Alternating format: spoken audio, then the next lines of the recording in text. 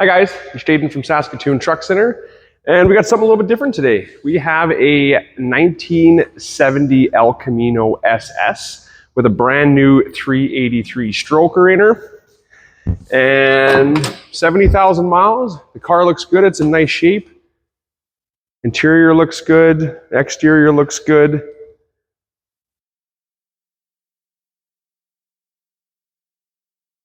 You know, these El Caminos are kind of hard to come by these days, so one this nice and clean would definitely look great in your driveway, that's for sure.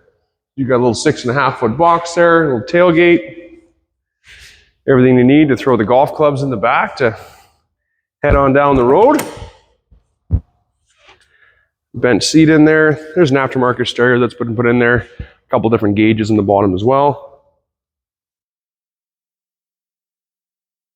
Got some factory rally racing wheels on it.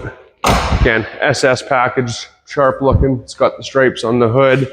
And again, the big ticket underneath here is the brand new 383 stroker.